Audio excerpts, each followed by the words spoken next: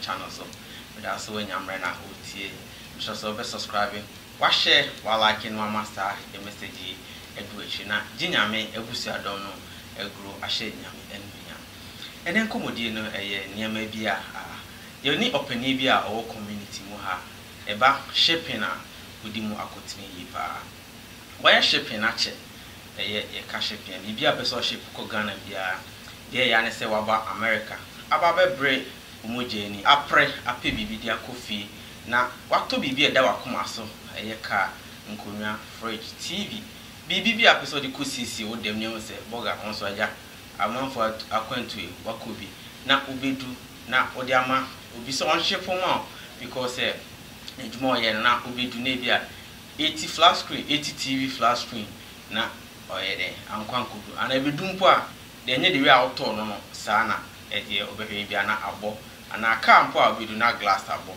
fridge abedu na amwamwa bibi abedu no na ebedu Ghana no na ajede anko ede we a wesese eye no eno nti ne ne opani bi Ghana community ha oya de pa waye ache me am testified wa shepo ne ma bibra ma me way back from 2011 mo baby me na ye ejuma ache eno ho asem na ye ba bedi so say over subscribe wa share say dem di kankan ma me twa me na me mbra me ba me opani yedi no achiro shipping mpo no say na ye no be ko no warehouse so no achiro the way a olodu items no say de ekodu Ghana on say bibia da ne kwam nso de bibi ma no say on ship ma wa wo ye mo hwehwew bibia da ne kwam asomdue mu period no ebi mpo ase 3 months ono de in 3 months no time no de be ma no transparent o ship wa ha or the loading tracking number bibia be ma wa ekodu a obo say oh papa nyame ne wodi nyame so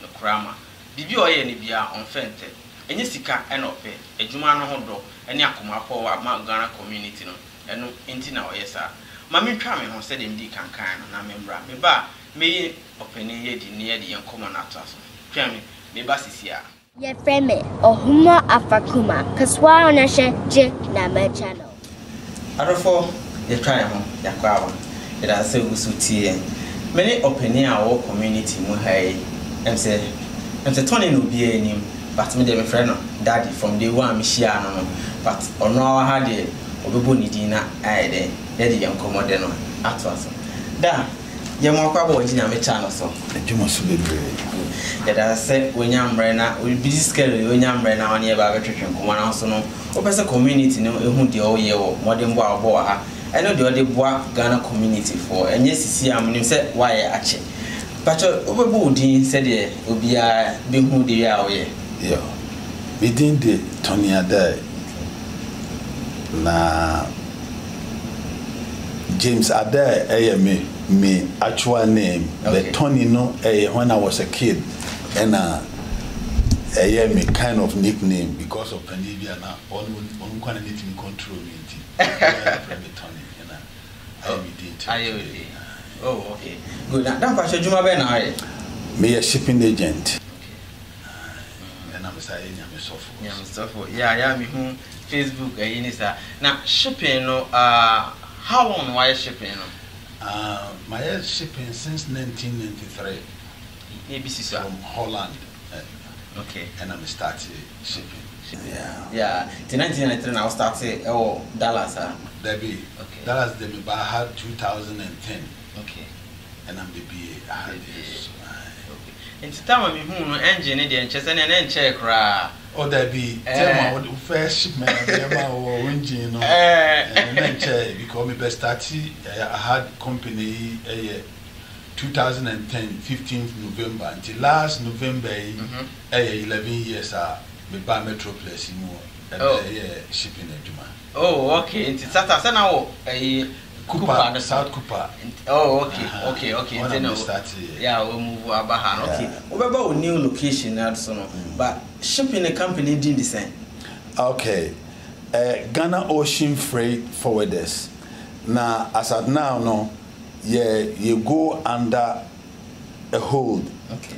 Because COVID never knew who said, company no. Emuye Harry. Okay. And now no, you hear a big umbrella. Okay. It's going to be called Ghana Shipload LLC. Okay. Okay. That company, no, a company I've been building years in shipping. A war, shipping a federation, a war, Britain, Belgium, Spain, China. Okay. Tell my COVID by any who say it do baby some man said they are shrink it. But this company in the whole Ghana ocean freight. Now in the company no a hankwane wana or is now other places. Oh yeah, they were UK. Okay. Yeah, they were UK, they were Ghana, here and then China. But most often maybe a company they build it to a certain point, a shipping built to a certain point.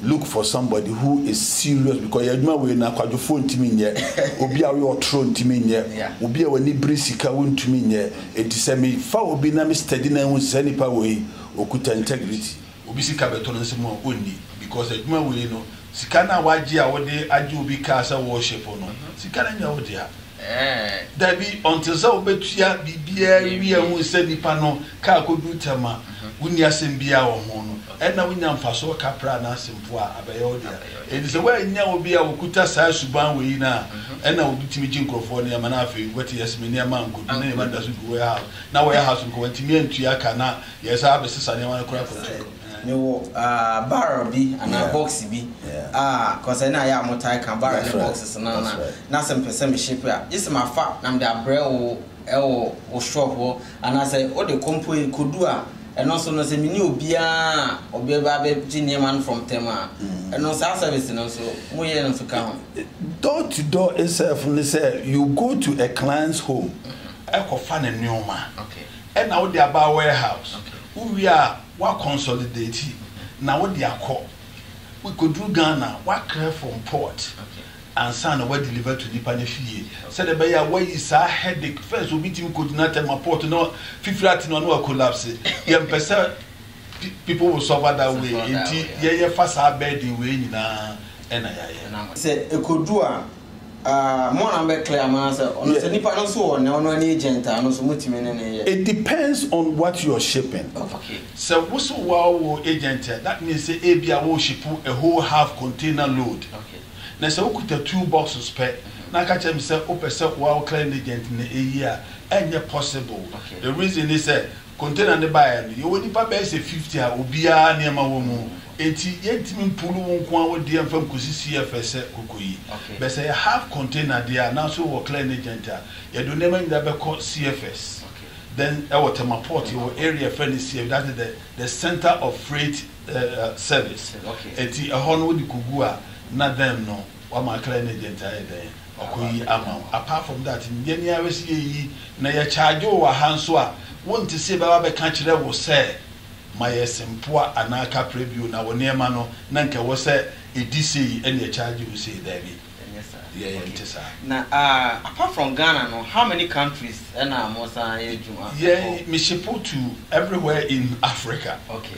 Now specifically Cameroon and Kenya there me wo base okay me ye wo nyuma koma de ono nso e distribute na ade nyina okay those ones in them but so be say opesa okọ South Africa with 40-footer container me did container ba be si o yadim ana ba bi apeso ye load ana apeso ba me yadim na be load na it's fine na ya load do na while you take care of it a country of destination. Duration aya na ho asem ka bebre because e be say 3 months e be say 2 months na you know me de ma testify that me no why adwuma kakra ntimi nim say o ka 6 weeks na transparent out me de container tracking number man ntimi track ya de we abe kan pepepe no date no etimi sisa na ya date na ho asem tie situation only can normally no from US to Ghana, from Houston to Tamaport, supposed to be within 5 to 6 weeks. Okay. But don't forget to say vessel, ship, a form of vehicle, okay, or you see engine. Or bet me a free how could do Belgium no na I was say BBSC enti e was a wo here the maintenance and no betimi ama delay aba and sometimes no you what is called a transit port. It is a containers free Houston na echo Spain na omo akoyi agu ho no mo atwen containers free Asia eba abeka ho na then no echo West Africa. It is that time no se bibi ni na se delay bi beba transit point no na ya na ejina na COVID ba ye no enema sesan because the whole world port to be is in chaos. They say Houston also pull containers sometimes truckers could now best 6-8 hours. And some of them pull one container amount. And they say ama time no a change. And move from even 6 weeks no to between 7 and 9 weeks. Yeah. Good. Yeah, that's a da. This are in Chimono. Say after now here and after waiting Jinyame channel. Yane Mr. Tony Adai, a bus shipping there. Why shipping Jumanachi over 10 years here? Or being country set for Nema Brand or Bishop Wama. Yabeko, the warehouse, no what train the year or she near man. Say, what the Neman ban now, no ever be fat near mana, not the ban warehouse, the year near man or air transparent. I won't say, the old parking near my loaders, na ye be beer, say, or near man, the year of Abefano. Sa net here once and bibia no obetiki care bibia ntino me yenko e hon bansa na ebeko ne warehouse akwa hwe yi no yemfa yi ne se bia wo hana person ship to a sometimes ye onyema bibre ho no ma ayai de the fra from pese obia bi hu ntino de afra but ono de bi obo de educating se enye sa na ship no person ship a o de mame hu se etu no person de ko o process bibia obede obetire ntino da me yanko etu ne so de no se me otu me na person de ko Ghana me say me de check car no ba bia illegal say na metimi aye na be safe e ko akodu yo bibiti say arms on say America ha se wo so kototu a ukoto free a legitimate place point ya mawo paper trace say you've paid for this who were license to buy and what there. Now the only thing is that you need license to ship arms. And this our person would decide to no Ghana. Now what they call share okamu at the kind of brem ship wa. A drew Houston a fast can as a pet a year would the end of the year documentation in a anti customs for frame miss oh me customer way ena ne car no wona e baba so and penalty that's why is 10,000 so much choose out twice e do betum and it the only simplest way they say what to 2% what the Ghana ko bo ho ban ya e the full play e very simple so they need your mind be okrum ha oba say opese oh that me ship me barry ma me fa me tu enshi na me ko Ghana me dey abom mo na me so da bi me need license to ship arms but the simplest way they say we will play now and the day before we call no fa will take it na fet you know with receipt out the toy fa ka ho na ko airport airline na wo be fro dia ko no ko mo counter na kire o say utu ni wo dey call Ghana on be di to na to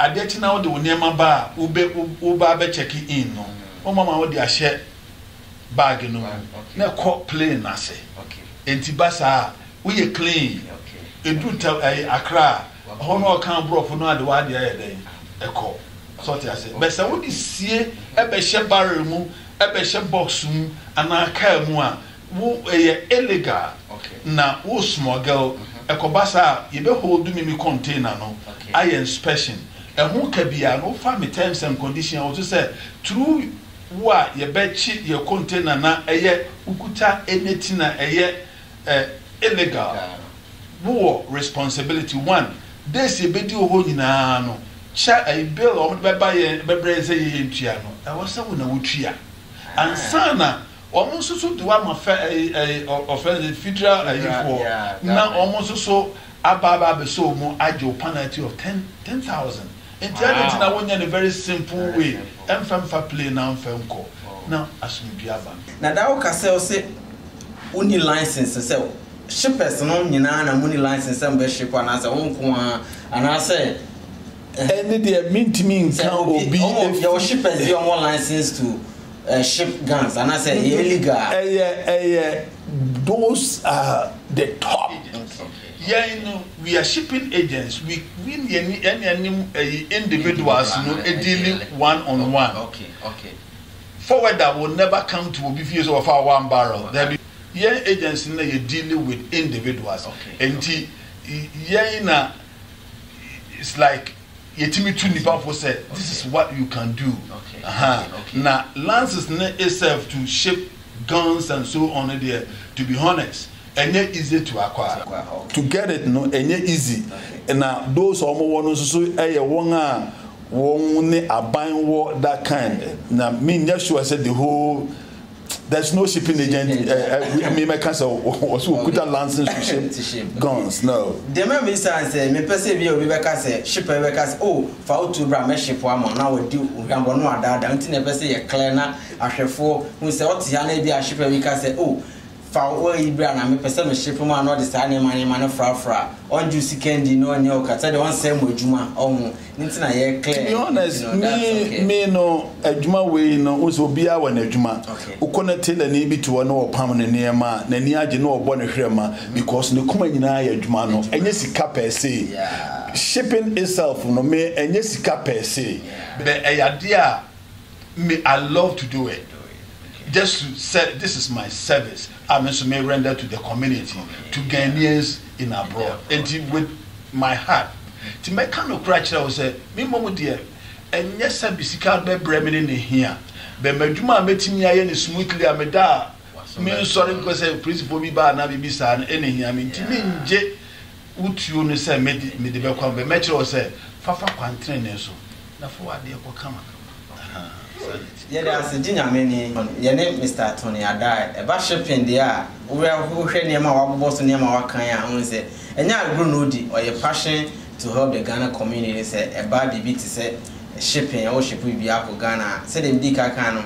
Hey, I saw a babu, Chiababo, bread, abre, Umojanina, or the Ubeto Tony Madiama, ship or something, Kufia Mana. Aquacoy Boachibidi, or train, or cheer, and ye. Now, that message beside say. Niman could do maybe a flat screen 80 inch flat screen.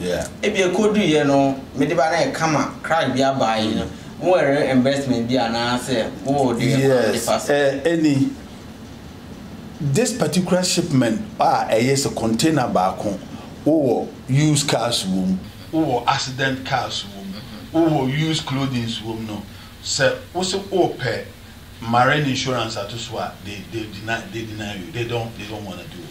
But and I'm so oh yeah, Juma, na compensation who here. Na say I come her and some only papa yeah Juma $1 I share the boatman or they are caught at the end no what bread. And then you know, yeah, it's a BB says here. Yan kasa call that be that. Okay. You see to say me or might be who come her or she put 2 big TVs. This slim one, curb one, a kubia was about $2,800.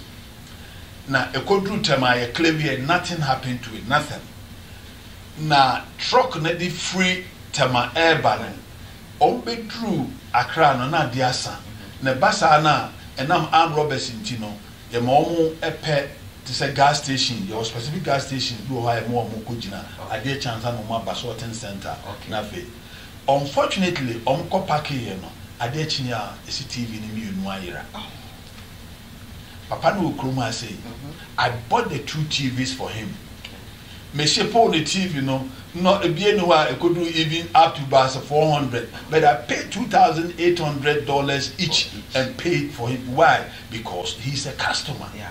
Say a cobase, the binia. I wasn't to was here and a meeting in the car. A Juma be anywhere trouble him, but say bar a young to was here and I also timid customer. A reason now come to conclusion so solve problem no I must be good. Me I'm a testifier because my first engine and we say I'm saying one crowd ever fire and now they call warehouse so it could do there or they track the man could do pepper and the cocoa for the cool. me papa ka Camry no so sa and I'm say to Arizona yes and also sa me na me dream wo de wi a ye be de kai be ba warehouse ba pepepe everything was in them betum pay bumper that's right velocity I cried it down ya you catch him say 6 weeks the medium cry am catch him papa say oh we dey I check do 3 months to do atuna adwuma friends oh da can about be do kwabna so 3 weeks I say 3 months so there be Mr. Dade on fan adwuma ndi agro ema bibia ye kama asese no enti se wo hana so person ship bibia enye apobo enye ni hahan enye enukradie so hia osan nyame ni pasan elder so ka ho mayenko Mr. Dai ne loading center ho bibia warehouse no your parking near no adwumafo na about the day ekoso ya mayenko na emawo idea the yo ye ne niema no said all the bibia bebre na watumada said ye wo ye mo hyehyew ensuru akiri say ebia na nkodu ebia na koesi ankodu kura ono ne passion na obe make sure say dia o de brain no obenya oniema star pepepe ntino meyenko na de yenko hwe ba ye de yenko na beto aso de yenko panifo Jinyame channel said ye kire mo yetumre a ne ya kiresi said ye kire mo no aye Mr. Adai Tony Adai ne warehouse ha ne we aha ena olodu niema no so de niema ne ba aha se ena ya oyi niema no ohwe warehouse ya warehouse no emusu pa efa aha efa ehonum no ehonum nyina nkrofo niema omode aba oba be ship no afi no oba be loadu o twen truck no oba be loadu ohwe barrel say ya is the safest way to ship boxes ne niema wa ha nyina aha nti ohwe a machi hai eya forklift eno na odi niema no ansana oma loadi na omode ashepe akọ Ghana nti se obafa oniema na oba ha se ya ohwe niema yesisi ya eye ni niema ni bia ena nkrofo de aba ono a ofa yi ho no akọ gigi niema no door to door no akọ picking up or the contact information mana obefro no acho da anytime oba befa niema no obefa emu yi ho emu ena ewo ena forklift no di nyina yegu aba ha ohwe ha se ya drums ni bi ene niema na oba be ship no we dey afi na okrofo niema no de aba na oba be ship no awa kokko sesa aba afi ena ye twen truck no aba no a chen de ya ono so load no egu container no ansa no de free ha akọ Houston port ansa na oma alodu niema no ohwe ha se ya eye jumaden ena omoye ena eye serious business nso na omoye omundi agro ohwe box se wa ha ya wa rap ho into de niema ne ba na se enye good cra otimi ye den rap ho ma se de be ye save na otimi ahyepo akọ Ghana ama ohwe a ono ankasa oye juma ni bi ono na test forklift no so a o drive no ntino na ni ku na juma no ho enye se o de be ba na o de aide o de da yebehia for 1 minute for ejuma oye yeah meaning so why busy dey so no yeah ejuma ni bia na yeye aha no warehouse no obi atiefo ahu bebi aye no niema no nti niema e wa ha nyina nkrofo de ana nkrofo de individuals ko Ghana. Oh okay nti no una akọfofa ni nyina me won so mu yibi oyi ho no ma nkrofo ye wo nwom kofa ene yo ti se eba ya be yi na fe ya hwese obi ade egu ne pallet so de ehia se ye shrink wrap no ne ya hwena ya shrink wrap. That's right. We free Arkansas neighbor see Little Rock. Yeah. Onkwa na aye cause say warehouse ne so pa ne niema wa ha pa na you know awutimi ye ni nyina me obi a me na ya adwuma me loaders me na adwuma for the past 12 years. Yeah. Okay. Yeah, me na ya adwuma since 2012 rather 2012 till now it's about say 9 years. Yeah. And I me wo mo ye pickups so me onipa boys for mo na ye pickups. O hwe me a Jinyame channel ne ye ne Mr. Tony Adai e ba shipping there odi mu akotini yi pa ne warehouse ne away so DFW ha afa no aba America na so person to bibi ship koma maame no papa ehun esem enye giden kra ofre na ne number ne ade atudwa no betimi akiro ye besi akode ye omloadu ne ma na high offloading no into warehouse ane me wa ha nyina nkrofo ne ma wa ship de ko Ghana wa ye adwuma na over 10 years wonse onim de oye cause anka ne me wa ha enkontimi nya emani ndu ha ne oye ne tino ye so okrom ha afiaso obe file tax nyamboa na file tax nya kakra na to bibia ebe ya so ato ade ada wakoma so na nkodu de ya ope no de eye me de orun adwuma no ne se o warehouse e o Ghana u si dan na se bibia ni na enye ready a uhu ade eye fo na utimi to na ade ade one na aka no de good warehouse ama o dan ye ready a because unya de ko na se o dan ye ready a obusu afo wofa amba untimi nkoji bio na no so akoye cremament nti no ye be kode your package ni ma no ahu se how safe eye any the way a ekodu asundwe ma bibia eden bibia kwa kodu pepepe nti no da minim so e busy nti no ma minja ona de ye adwuma no ye beba na ya san to asota mom lodu ne ma no wa shift ne ma no ne hu how tight eye na obi ahu se adwuma nya agro na odi na adwuma pa na ye nti no ma minja na akoye adwuma e da sepa. Thank you.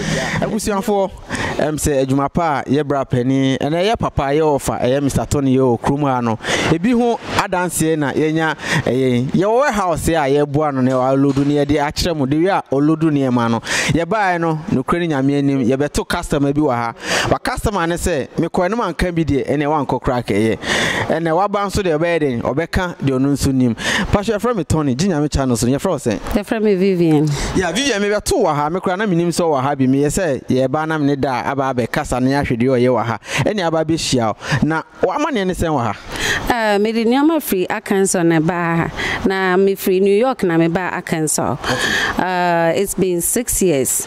Na me ba and me gugu ye keke and I me nya wo mo now for the past 6 years I think me ma me wo Ghana until every 6 months be and me de nyama ba ha na se me dru Ghana na say even a bag of rice kra naira papa de bie ni ho a wo frɛ na business owners bebre ho a wo frɛ mo unya mo or UK for the past 6 months he's been in UK but anytime my friend say I dey we man hu no oni Ghana for no be communicate ya copy me say my dey me say abeka me free Ghana by I think say 3 months ni me dey nyoma ko na me ma me e free mu but in the process of that nyoma kodu ye no wa communicating Ghana for na ma menya me nyoma nyina anti since I started shipping on hono bibia nyirada and they arrive on time acha ye 6 months to 2 months there now nyoma kodu pepepe me Kumasi or ye door to door na Kumasi baby am tie no ye fro ha adeja nti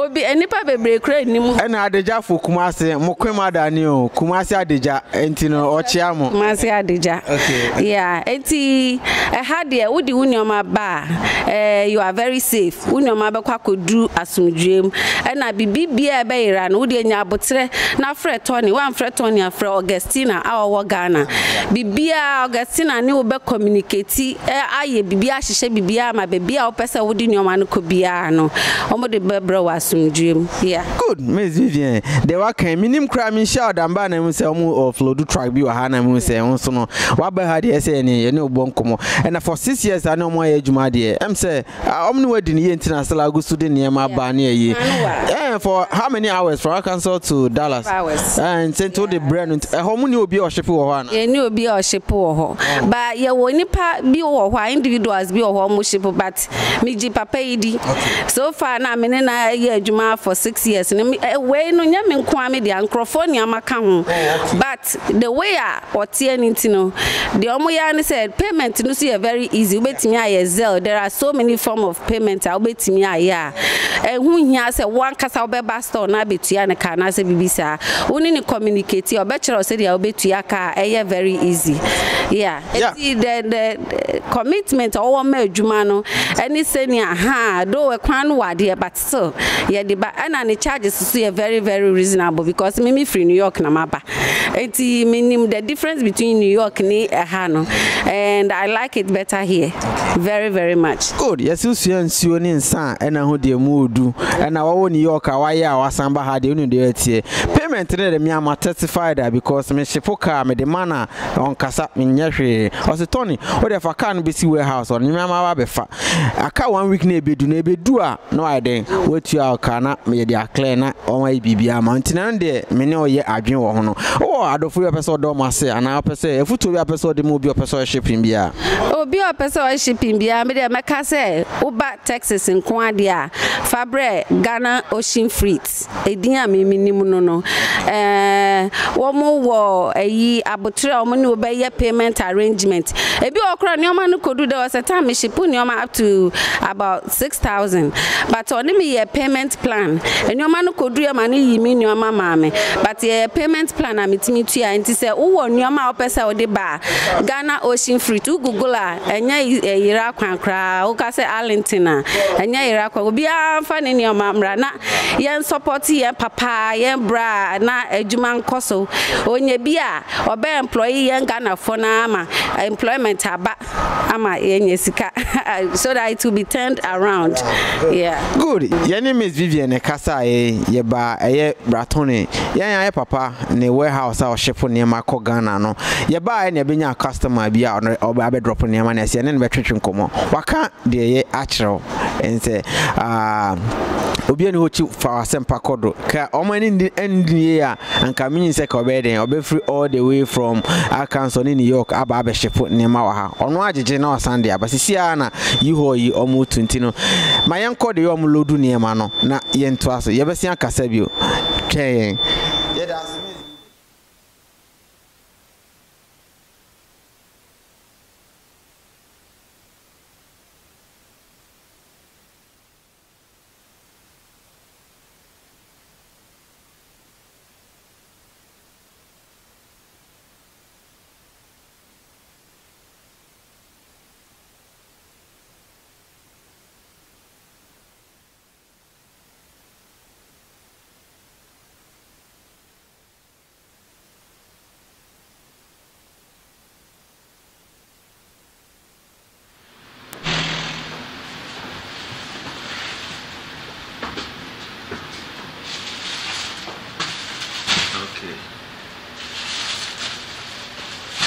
Yeah, the end done a shay, a Juman of Tanopa, almost into container no more Juman Tida. I hide then I'm always say, say, load a goose night, you're gathering you load into this container. Okay, from the warehouse. Okay, warehouse. Okay, come directly through here to the container.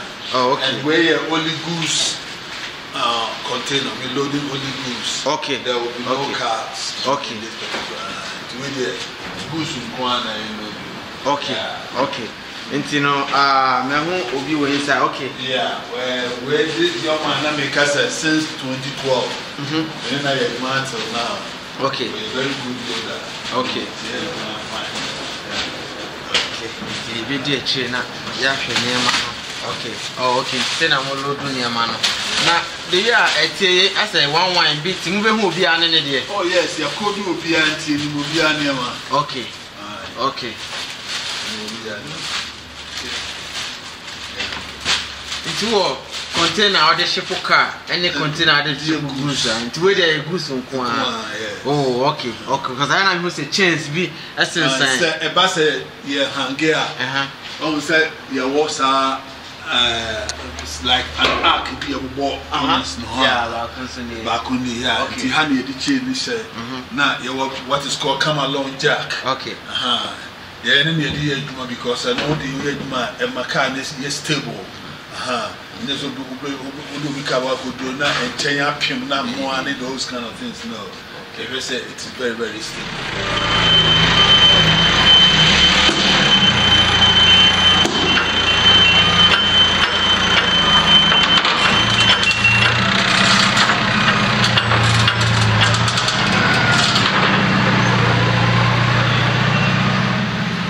House nearby and it's secure. Okay. And floor tiles. Yeah, floor tiles. Okay. Now, I did coach you support, said the way obi oba mo be mo say fragile, they have to be careful. Okay. Nti rubber no na ni mo na mo de share mo na mo de strength rubber no be more secure. Okay. Okay.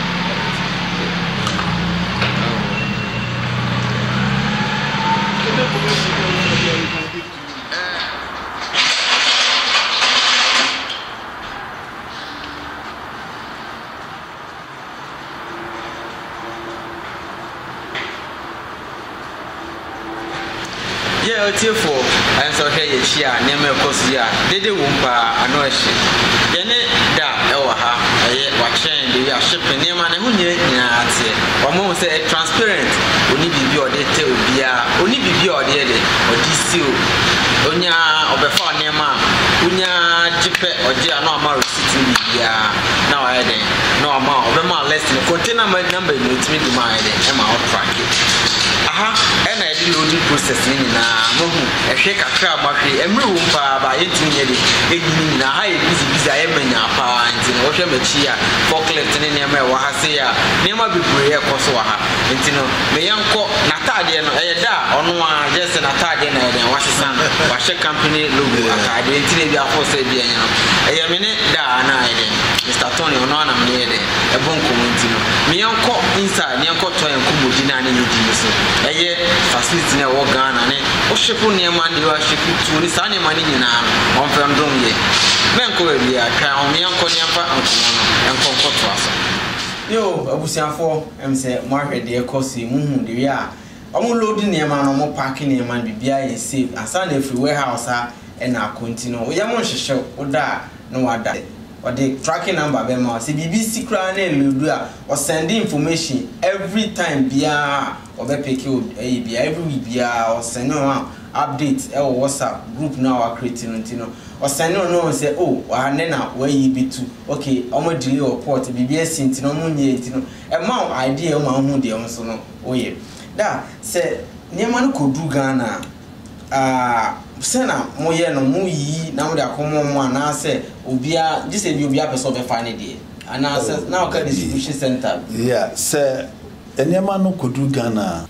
here within 5 to 7 days to clear. Okay. And to say a clear nema ni via ni naba ye sorting center like a warehouse. Okay. Now then no enema e kukumanse ya sorting out. Okay. Near air kotema ya sorto Accra for there ya sorto. Obia only within this vicinity no. Ye de nema gu ho ema won be fa but before say ye be ship o nema na be say oh bia me maame wo Kofoludua ana atakrade ebeto se yenko ho nemom sa wo pese yemfem ma car emfem ko a sa cost no eye wo cost okay right okay se wo pese o mefa nso a e wo yen warehouse when they are ready to come on omuma yen call a okay na oma befa without any problem and here was sorting center how the you say we cook mass we kwa crab we kotema you really na ye dispatch am obi answer kan any wow then easy cry now can be says o si dan bi o Ghana na o ye bibi sa ha no ka ho asem kakra che na say ye program ye na ye wa bruche ye program ni se ko ba se o si fie wonya nwie na wo se wo wian sana what to fie ho ne manyina auto fridge what TV gas cooker and all those things that means that we save big now they are here meanwhile no obetimi atosa na ma we ni nyina kakra e dia kogu a uwie ofie na watwene nyina kogum and ye hu sa because my encounter with customers are or the nyama kodru Ghana family na ye ready oh fabra wo ba ye be dia go time efe ye the nyama be dru Ghana so we gradually will soon. So it say no, there's a need for say a warehousing storage. Okay. So that obi peso or the name go kusita or be ready to go to the new house. Obe fan name nyina no what they call. Every month no say Kroma say utua say let's say for instance $100 a month. Yeah Ghana no ebe do be a 75 or 50 near keep till time one obey ready so ba be jo niema because ye na ti kroma him say brewum to get dollar easy and it is what you have to turn him could do Ghana Busian for so money and now they could be so yene a storage company be affiliate here ye yes man on so ama clients are ready say be enye free no yedi kudura yedi kugu ho a yiku pese yetumu a yemfa key no nkoma obusua ni bi nto a yedi be wa akoma na go we are ready a wa akoje every month no you pay the storage fee no na enye as much as say you tria America a very easy one no see at least e be boa say dey who arrange wo ho to neman kakra no ahye poko na me boa na otimi si u dan 3 bedroom 4 bedroom wi a no ba be sawade egu ko so di kogu a ansa na dan be ready na busan for kra obi a you some anasa kwaye ka wo from ya ye da say odi eno eboa enti no mami fa wo ntwem bereke se wo ha se a eye it's back sana eye jo ejare JK event center watu ni din o se oye night of 100 roses February Valentine's Day bia na ya oye sa program ba covid ni ba enti no oja tumu kakra enti no afi nyame adom vaccine na bie kwan enti na de osan boss enti osan de aba back this 2022 de no February 12 Varsity weekend na oye sa program all red carpet event as a Varsity couples night na enti no say wo ha na ni ba bia akwa February 12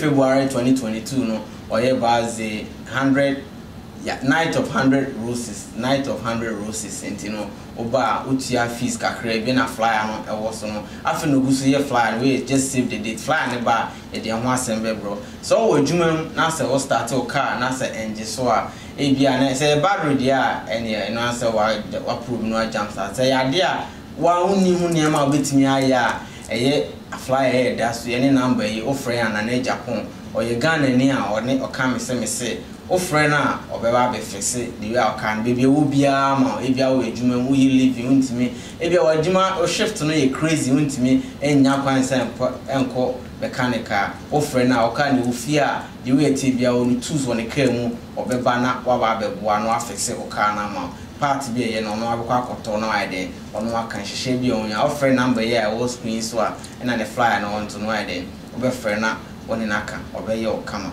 intine yento enkomude ne so no da se pesa me shepo ne ma e bia ka mini title na obetimi a shepo ana o de yemfa ne general se pesa me shepo bia den na ho hia eseme ye so pesa o shepo ka number 1 was so ka no a title okay na title no your claim title and your war savage ni mienu nyina no eye Savage ni the auction for enedema. So koto ka no auction no the amount. And no US Customs accepted without any problem. We clean title so that will car so no and also so almost accepted without any problem. But so ka se me ni title or car no so cry name me ship dia departure and the mean to me ship. Ade yetimi ship a vehicle ehia title bibi to say tractor, bulldozers, and all kinds of vehicles. I did farming money I didn't do. And it which made the bill of sale. Ukota, bill of sale. We here title and the bit me a ship no come customs are accepted. And no cry no. I was say the court na ye say you neutralize it. And sana oko banker they will do it for you. Now they are back custom for be accepted without any problem. But so kuta BMW, Mercedes, Toyota, Jaguar. Now 2020, 2018. Now we say we need title na me ship wa. Me new draw because I be nisika na me ba beje no and the most important thing is say we car be draw and I go do Houston Port my custom for metric car no go so me say car we man no ko na won ko fence be braba there be. It is all good our title, both savage or clean, and they beat me a ship without any problem. It's a bar in the box and any bar and the box is the only thing they say, so now per se would declare wo niema you see to say what printing will be bia kama say me barre we no me wo niema we na ma yen copy now you keep your copy fine we read the terms and conditions obekira wa ha wa be say wo niema ni na and they what is called improper package. Improper packaging is like say you've put oil in a barrel. Now the clothes are come. Okay. Now the washing powder come. Okay. Say oil no e bust there. E be say sa na ma ni nyina. Enti oil yem fan share ade a yakoba no. Okay. Manage clean plain. Ti ye lodu a ye wo say we e oil e dey sinche. Wo shipo bibi ti say plates. Wo pe bibi ti say ice chest. Na wo the foam so she hu nyina na wa hye ne mu kama. Because also won say a vehicle. Yeah. Ship no corner shaking ni ade ba no. Bibi a betimi asi. Be say wo pack ni yie dia any bibi anso bedu kama. Na wo ko shipo bibi ti say plates and glass wo dia good box be a air lighting. One tray at the crew mu. Yes, you didn't for only one box in the container munko. Okay, yeah. I was saying the business so the buyer a bit meet your mano a na ekosaya a basa uka ya because when you say hard to get money to buy all this thing. But one yet packing so sanity. Good, yeah, that's na the old church and Yamada. Yamin shall say on so welcome upon our church and sa Nema because Nema be brave for sale the be able to miss ship na ya sa near the course Mianka or shop office no move for Cooper so Abba very side. Sir, the free coupon also no and the bar Darwell Street so and I move from Darwell Street so and I say Yaba Avenue E which is 3109 Avenue E East Arlington zip code is 76011 maybe proper place so we buy who say wo ya juma sort as you know picture answer 6 flags na yes 6 flags this is 360 6 flags for the other side and Avenue E so one on other side it is far even Great Southwest now over down wa ultra division now over down wa by say a mile and a half ubehu Avenue E yes now contact ABA say obi ntimi anya yemi screen number no any address bia o screen so na contact number bi obi pese of for your main okay your main telephone number na 817-296-3380 and your second number na 682-583-8578 yeah and over here on Facebook nso so Ghana shipping and on website nso so www.gofflclghana.com yeah good we contact information or share on my chat on the memo now da over foot to be episode the mighty for any Ghana community and no correct me the shipping one for two na me one more and I'm say sebe akwantu mu adwuma ye dindin ene ye de enya sikade tone ye de tonti no ana me pese anka meka kire obi a opese bi ti se o toka akogana dikan na ma wo agent no en check how much ni duty eye because ya say obi a abre ni moja ni atoka akodru temaport na duty e be ma no onni hu sika odi twia na aban no be car no free na se car no duty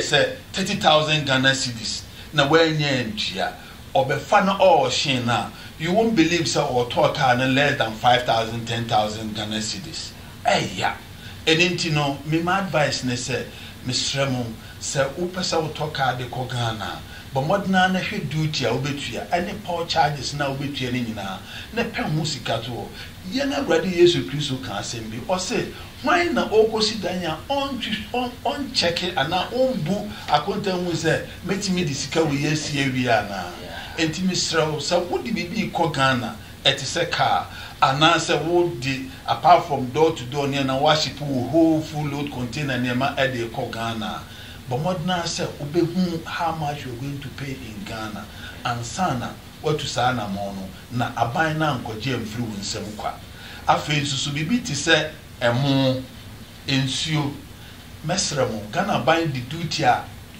too much atoso why or say northern Ghana any voter region for duamo na yenni Ghana mo and na ensuo nso so such as water companies abuso anything what the duty you know tariff na is so high said be ya e be discourage you what the bar duty abetua na 2 months sa neema no say wo so de be kwa ba ko anami no dey fine e betimi dey akọ ama na akọ fa 10 20 now they call now go do na catch them say obi nsu a wo be nuni a officer no kwa na na bu afu because what did say who person play with his intelligence because why ensuo nipa ba ko ba be 1 month okuta ensuo be 100 packs enti we ni na ne yan hwɛ sɛ ye be toto ne here ansa na ya ye shipments ni na good yo da dinyame channel no asogoswe ene Mr. Adai ye shipping e ba shipping dia